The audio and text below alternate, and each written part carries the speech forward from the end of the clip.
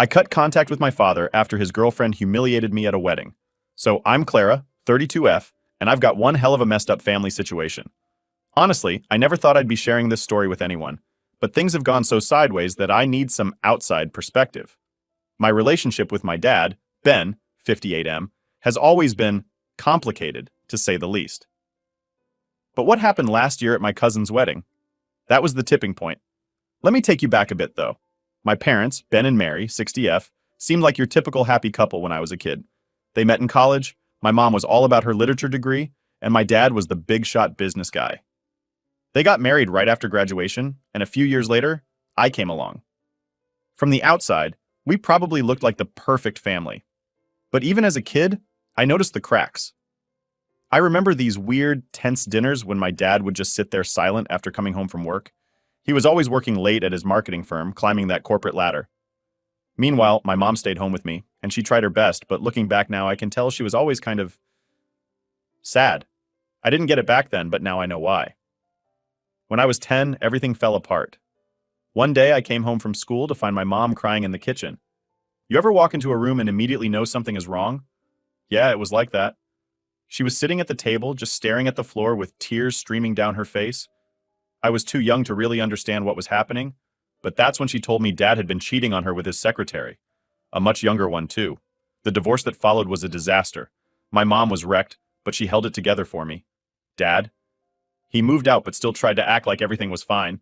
He'd take me out for dinner once a week, come to my soccer games and piano recitals, like he was still super dad. But it was always about him. He'd ask me about school, sure, but the conversation would somehow always circle back to his work, his new apartment, or whatever latest hobby he was into. I guess I should have known then that Dad wasn't really interested in my life. I was just an accessory to his. As I got older, I noticed something else. There was always a new woman in his life. Every few months, it was like, "Oh, Clara, this is Sarah, she's in her 20s and super into yoga," or "Meet Amanda, she loves hiking." It didn't seem that weird at first. I mean, Dad was handsome and charming, so I figured it was just how divorced dads were. But then, when I was 15, he introduced me to Lisa, 28F. She was only 13 years older than me. 13 years. I remember thinking, what the hell, Dad? Lisa tried to act all friendly, bonding with me over dumb stuff like boy bands and movies, but it just felt wrong. Like, you're closer to my age than his, what are you even doing here? Thankfully, that relationship didn't last long, but it set a pattern. Dad kept dating women way younger than him, and I just started dreading those dinner dates more and more. By the time I was 18 and heading off to college, Dad had moved on to yet another woman. This time it was Candace, 25F. At first, I didn't think much of it. She seemed different. More put together? Like she wasn't just some fling. But that was the problem. She wasn't. She stuck around. I went off to college, trying to build my own life away from all the drama, but every time I came home, it was like walking into a whole new world. Candace had completely taken over Dad's life, and mine too, apparently. I'll never forget one Thanksgiving break when I came home and found out that my childhood bedroom had been turned into a home gym. Yep, all my stuff, my posters, my books, the little things I'd collected over the years, were stuffed into boxes and shoved into the attic without even telling me. I remember standing in the doorway, just staring at this treadmill where my bed used to be, feeling like I'd been punched in the gut. When I confronted Dad about it, he looked genuinely confused, like I was the one being unreasonable. "You're in college now," he said. "You don't need the room anymore." That was the first time I realized how much things had changed. I wasn't a priority in his life anymore. Candace was. And she made it clear that I was just a guest in my own home. After college, I moved back home for a bit while I was job hunting. That's when things really started going downhill with Candace. She acted like I was overstaying my welcome, making snide comments about how long I planned on living there and how I needed to grow up and get my own place. And Dad, instead of sticking up for me, he just agreed with her, like it hurt so much. This was my dad, and he was siding with some woman over me. The final blow came one night when I overheard them talking about me. I was upstairs, and they didn't know I could hear them. Candace was complaining about how I was cramping their style, and they couldn't be themselves with me around. Then, Dad's voice cut through the air. "I know, babe. We'll figure out how to get her moved out soon." I remember just standing there, frozen, like, is this real? Did my dad just say that? The next day I confronted him about it, and of course he tried to backpedal. "Oh, Clara, you misunderstood. It's not what it sounded like, blah, blah, blah." But I wasn't buying it. I packed my stuff and moved out within a week. After that, things were never the same. My relationship with Dad became this distant, awkward thing. We'd see each other occasionally, but it was always with Candace hovering around, making little digs at me, my weight, my job, whatever she could think of. And every time Dad would just laugh it off or tell me to lighten up. I tried talking to him about it, but he'd just dismiss me, saying, "That's just how Candace is. She doesn't mean anything by it." But it did mean something. It meant that my feelings didn't matter to him as much as keeping her happy. Then came the wedding. My cousin's wedding. The one where everything finally blew up. I brought Joe, 30M, my boyfriend, and we were having a good time, until Candace got drunk. She started comparing herself to the other women at the wedding, including me. She was bragging about how she could still fit into her high school jeans, and how some people, meaning me, had clearly let themselves go. I was so angry, but I didn't want to cause a scene at the wedding. I pulled Dad aside and told him that Candace's behavior was completely unacceptable. I thought, finally, this is the moment he'll see how awful she's been. But nope. Instead, he defended her, telling me I needed to lighten up, and that she was just joking. That was it for me.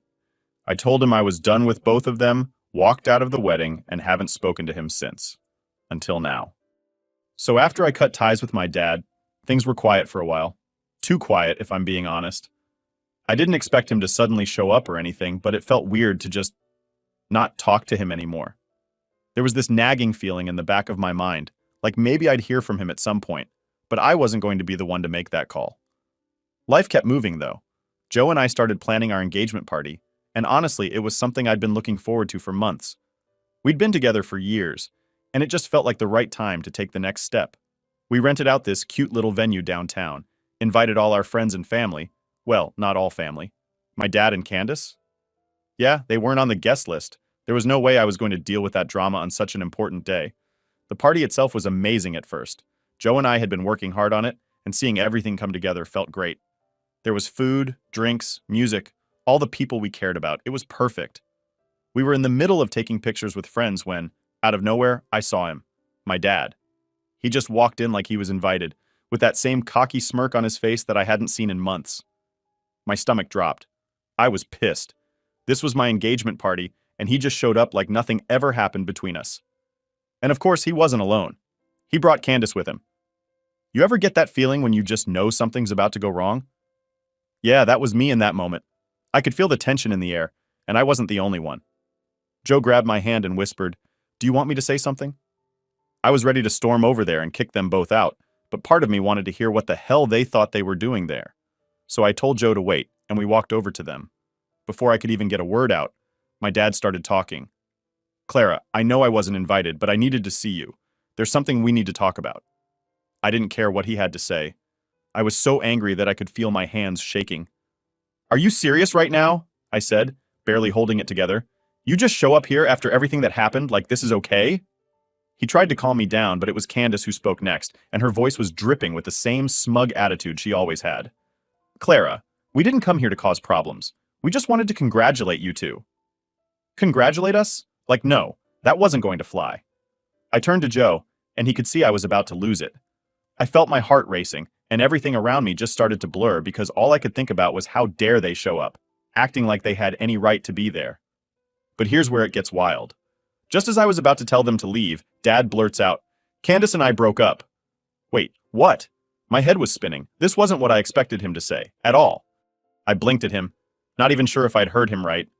"You broke up?" I repeated, not really believing it. He nodded, and suddenly the cocky smirk was gone. He actually looked sad? Or maybe just exhausted.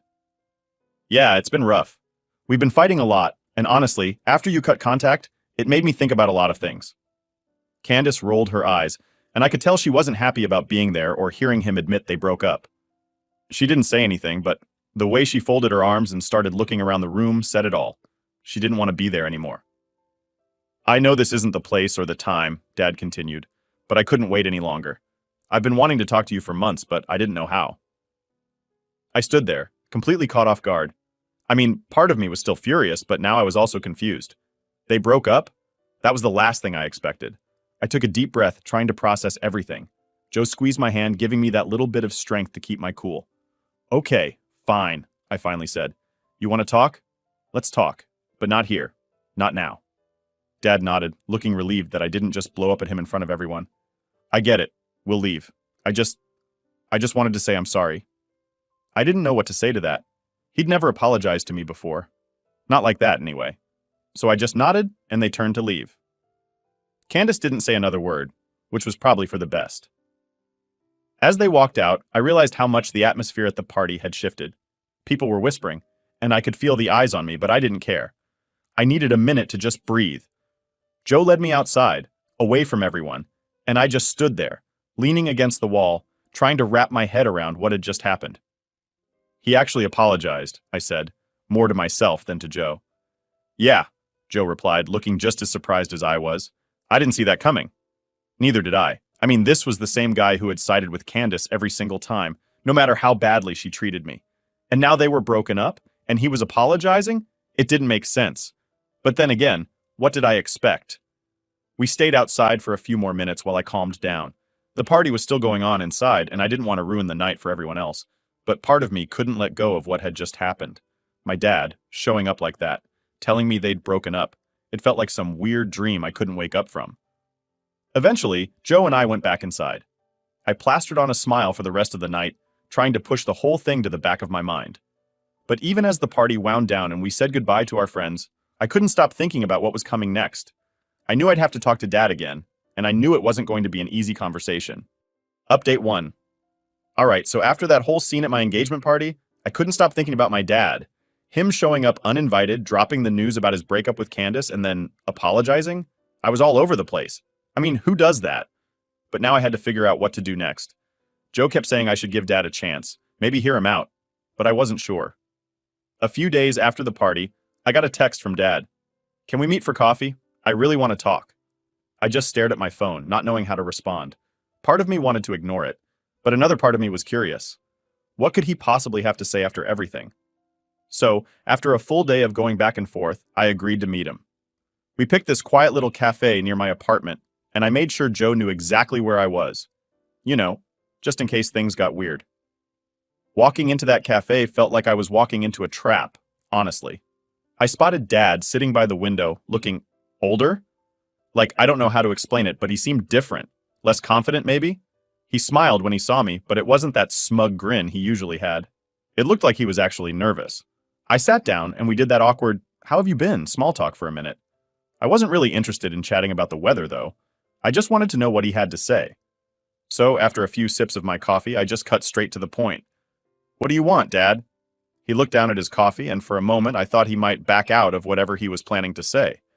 But then he sighed and said, "I've been thinking a lot since the wedding, Clara. About you, about Candace, about everything." I raised an eyebrow, waiting for him to continue. This wasn't the first time he'd tried to talk to me, and usually it ended up being all about him. But I stayed quiet and let him keep going. "Cutting you out of my life was the biggest mistake I ever made," he admitted, his voice shaking a little. "I was so wrapped up in my relationship with Candace that I didn't see what it was doing to you."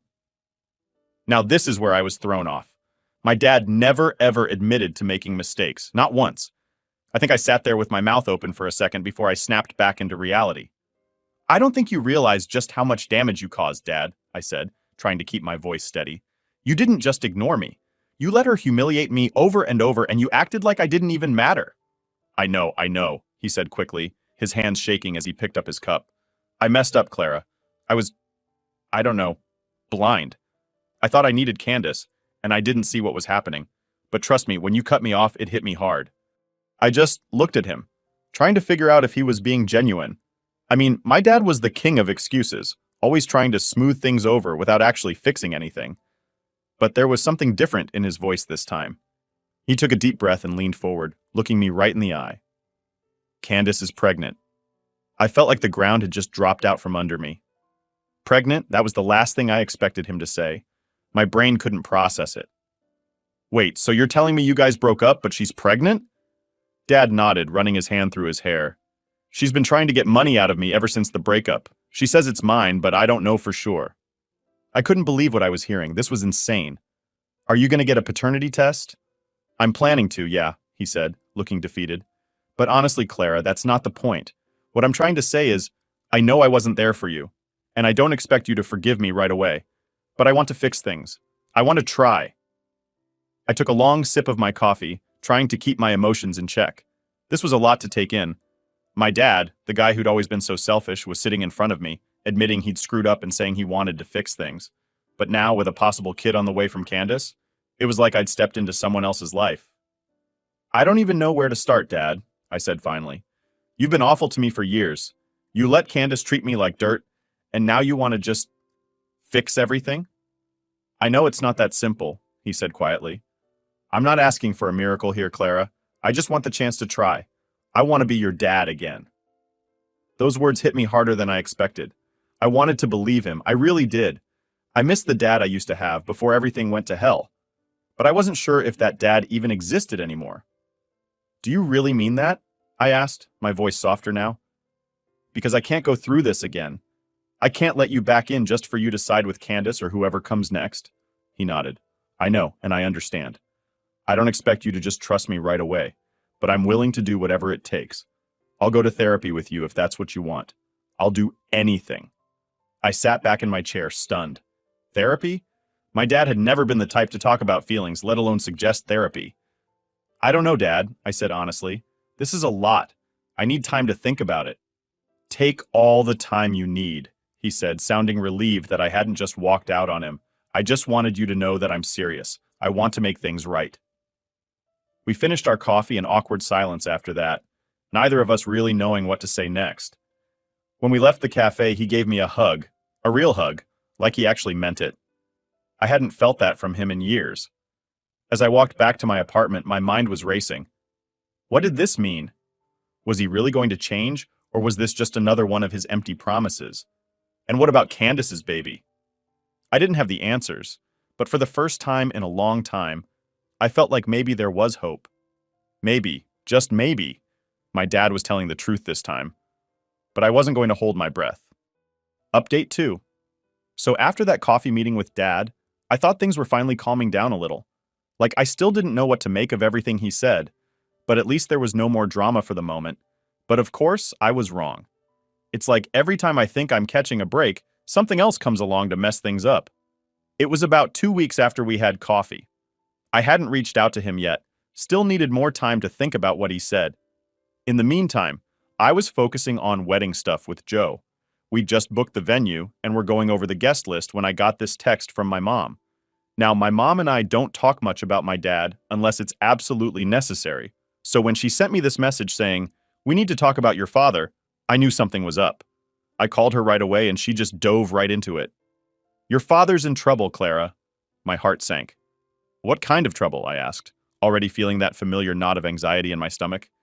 "He got served papers," she said, her voice tight. "Candace is suing him for child support." "Wait, what?" I could barely wrap my head around it. "But he doesn't even know if the baby's his yet, does he?" "No, but she's claiming it is and that he abandoned her while she was pregnant. It's a whole mess." I didn't even know what to say. My dad being sued for child support by his ex-girlfriend? It sounded like something out of a bad movie. "Has he gotten the paternity test yet?" I asked. "No, not yet," she said, sounding just as stressed as I was. "He's trying to, but Candace is making things difficult." Great. Just great. Now, not only was my dad trying to fix things with me, but he was also tangled up in this legal mess with Candace. I mean, I should have expected something like this after everything she pulled, but it still hit me hard. I told Joe about it later that night, and he just shook his head. "You can't catch a break with your dad, can you?" "Apparently not," I said, slumping down on the couch. "It's just one thing after another with him. I don't even know what to think anymore." "Do you want to talk to him about it?" Joe asked, always trying to be the rational one. "Maybe see if there's anything you can do to help?" I thought about it for a second, but honestly, what could I do? This was his mess, not mine. "No," I said finally. "I'm staying out of it. I've got enough going on with the wedding and everything." But, of course, staying out of it wasn't really an option. The very next day, Dad called me. I was at work when my phone started buzzing, and I saw his name pop up. I debated for a second whether I should answer or not, but something told me I should. "Hey, Dad," I said, trying to keep my voice neutral. "Clara, I'm so sorry to bother you at work, but I need your advice." His voice sounded shaky, and that immediately put me on edge. My dad never asked for advice, ever. "What's going on?" I asked, even though I already knew the answer. "It's Candace," he said, and I could practically hear him rubbing his temples on the other end of the line. She's suing me for child support, and I haven't even gotten the paternity test results yet. I sighed, not really sure what to say. Have you gotten a lawyer? Yeah, but this whole thing is dragging out, and I'm at a loss, Clara. I don't know what to do. Hearing him like that was so weird. The confident, always in control dad I grew up with was gone, and in his place was this guy who seemed completely lost. Part of me felt sorry for him, but another part of me was just exhausted. I didn't want to deal with his problems anymore. I don't know what to tell you, Dad, I said, rubbing my forehead. This is between you and Candace. I know, he said quickly, his voice almost desperate. I thought maybe you'd know what to do, since you're so much smarter about these things than I am. Okay, that threw me off. My dad had never complimented me like that before. Ever. I didn't know how to respond, so I just sat there in silence for a few seconds, trying to process everything. I'll think about it, I said finally, but I can't promise anything. Thanks, Clara, he said, sounding relieved. I appreciate it. Really, I do. We hung up, and I just sat there staring at my phone, feeling drained. It was like no matter how hard I tried to distance myself from my dad's mess, he kept pulling me back in. And now, with this whole paternity and child support drama, I was right in the middle of it again. A few days later, I got another call. This time it was my dad again, but he sounded different, almost excited. I got the paternity test results, he said, his voice shaky. And? She lied, he said, practically shouting into the phone. The baby's not mine. I nearly dropped my phone. What? The baby's not mine, Clara, he repeated, his voice filled with a mixture of relief and anger. She's been stringing me along this whole time, making me think I was going to be a father again, and it's all been a lie. I didn't know whether to laugh or cry. I mean, this was huge. Candace had been lying about the baby being his, dragging him through this whole legal mess, and it turned out it wasn't even his kid. Are you okay?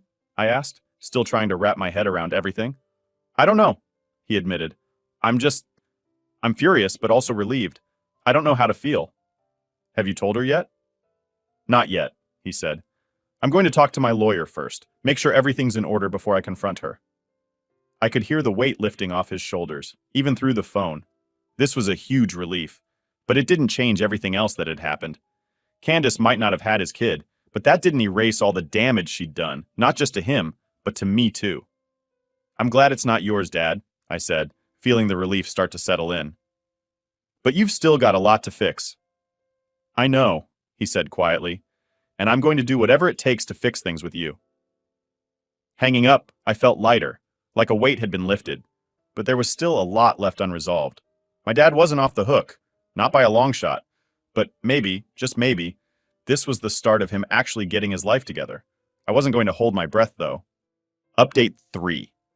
After that phone call with my dad where he found out the baby wasn't his, I thought things were finally starting to settle down. You know, like maybe this whole mess was wrapping up and we could move on. But I should have known better. Nothing with my dad is ever that simple. It had been a couple of weeks since the paternity test came back, and I hadn't heard much from him. He said he was going to confront Candace with the results and get his lawyer involved, so I figured he was busy sorting all that out. I wasn't exactly dying to check in on him either, to be honest. The whole situation still left a bad taste in my mouth, even if he wasn't going to be a dad again. Then one night, out of nowhere, Dad called. I was in the middle of cooking dinner and Joe was setting the table. When I saw my dad's name pop up on my phone, I almost didn't answer. But something told me this might be important. Hey, Dad, I said, stirring the pot on the stove, trying to keep it casual. Clara, I know it's late, but I need to talk to you. Can we meet tomorrow? His voice sounded weird, like serious but also nervous. That's when I knew this wasn't going to be just another casual catch-up. I sighed, already feeling the stress creep in. Yeah, sure. Where do you want to meet? How about that cafe we went to last time? He suggested. Fine, I'll see you there around 10. I didn't want to make this a late night thing, not with work the next day. Yeah, that works, he said, and we hung up. The next morning, I wasn't sure what to expect. I mean, the last few times we'd talked, it had been one thing after another, so I was kind of bracing myself for whatever new drama was coming my way. I walked into the cafe, and Dad was already there, sitting at the same table as last time, looking like he hadn't slept in days. Hey, I said, sitting down across from him, trying to read his expression. Hey, he muttered, not even looking up at me. He had his hands wrapped around his coffee cup like it was keeping him grounded. I knew something was off. So, What's going on? I asked, leaning in a little. I confronted Candace, he said, his voice low. She lost it when I showed her the paternity test results. Started screaming, saying I'd ruined her life. That it didn't matter if the baby wasn't mine. I was still responsible because we were together when she got pregnant. I shook my head, not surprised at all. And what did you do? I told her I wasn't paying her a dime, and that I'd see her in court if she tried to push it any further, he said, his jaw tight. She stormed out, and I haven't heard from her since. Well, that's probably a good thing, I said, relieved that she was finally out of the picture. Maybe now you can start fixing your life, Dad. Get things back on track. He nodded, but there was something else going on. I could tell by the way he was avoiding eye contact, the way he kept fidgeting with his coffee cup. There's something else, isn't there? I asked, bracing myself. He sighed, finally looking up at me. Yeah, there is. I waited, my stomach twisting into knots. I've been thinking a lot about everything that's happened, he started, his voice shaky. And I think I need to make some big changes in my life. I've been chasing all the wrong things for years. Candace, all those other women. I was trying to fill a void, and I ended up losing the most important people in my life because of it. I didn't say anything. I just let him keep talking, because I needed to hear where this was going. I've been seeing a therapist, he admitted, and that was when my jaw practically hit the floor. My dad, Mr. I don't need help from anyone. Seeing a therapist? I never saw that coming. She's helped me realize that I've got a lot of things I need to work on, and one of those things is fixing our relationship.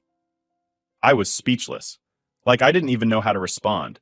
My dad, the guy who'd always been so self-centered and dismissive, was sitting in front of me, telling me he wanted to change. I know I can't undo the damage I've caused, he continued, his voice cracking a little. But I want to try, Clara. I want to be better. For you, for me, for everything. Part of me wanted to believe him. I mean, this was what I'd wanted for years, for him to finally wake up and see the mess he'd made. But another part of me was still skeptical. I'd heard empty promises from him before. Are you serious about this? I asked, narrowing my eyes. Because I can't go through another round of false hope, Dad. If you're going to do this, you better be committed. I am, he said, and for the first time, I actually believed him. I've already started working on things in therapy. I've even talked to my lawyer about selling the house and moving somewhere smaller. I don't need all that space anymore, and I think it's time for a fresh start. A fresh start. I never thought I'd hear my dad say those words. So, what now? I asked, still not sure how to feel about all of this. I don't know, he admitted, finally taking a sip of his coffee. But I want us to figure it out together. I don't expect everything to be fixed overnight, but I'm willing to put in the work. I sat there processing everything he was saying. This wasn't the same guy who had let Candace walk all over me. This wasn't the same guy who always made everything about himself. This was someone who was actually trying. I guess we can give it a shot, I said finally, feeling a weird mix of relief and caution. He smiled, like, genuinely smiled for the first time in what felt like forever. Thank you, Clara. That means more to me than you know. As we sat there, sipping our coffee and talking about where we'd go from here, I felt something I hadn't felt in a long time. Hope. Maybe this was the start of something better. Maybe my dad really could change. But as much as I wanted to believe it, I wasn't going to hold my breath.